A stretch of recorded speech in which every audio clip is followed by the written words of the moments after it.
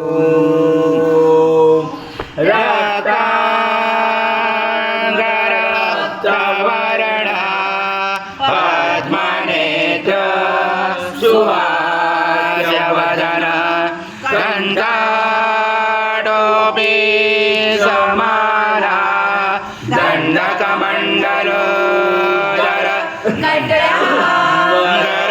शका त्रैगुण्यरहित त्रैलोक्यपालक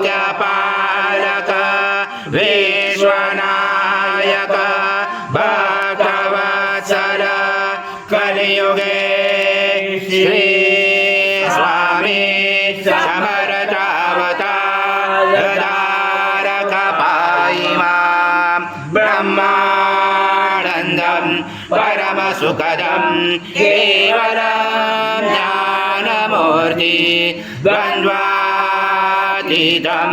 गगनसदृशं तत्त्वमस्यादिलक्ष्यम् एकं नित्यं विमलमचलं सर्वदेशाक्षिभूतं भावातीतं त्रिगुणरहितं सद्गुरुं तं नमामि। गुरुर्ब्रह्मा गुरुर्विष्णु गुरुर्देवो महेश्वरः गुरुर्साक्षात् परब्रह्म तस्मै श्री गुरवे नमः। हरि ओं सहस्रशीर्षा पुरुषः सहस्राक्ष सहस्रपाद स भूमिर्निषुतरुत्वादिदशाङ्गुलम् आगच्छ देवदेवेषु तेजो राजे जगत्पदे क्रियमाणा मया पूजा गृहाण सुरसतं श्री सद्गुरु स्वामी समर्थ महाराज देवताभ्यो नमः। आवाहनाते तुलसीपत्रं समर्पयामि। माध्वस्व स्वाहा कृतं भुक्ष भक्षीयव्यम् आज्यं स्वर्णमहाराज्यं यज्ञे प्रतिष्ठम् आज्यं पवित्रं परमं स्नानार्थे प्रगृह्यात् श्री सद्गुरु स्वामी समर्थ महाराज देवताभ्यो नमः। घृतस्नानं समर्पयामि। घृतस्नानान्तरेण शुद्धोदकस्नानं समर्पयामि। सकलपूजाते सर्व उपचारार्थे गन्धपुष्पं समर्पयामि। शेष उपचारार्थे प्रार्थनापूर्वक नमस्कारं करोमि।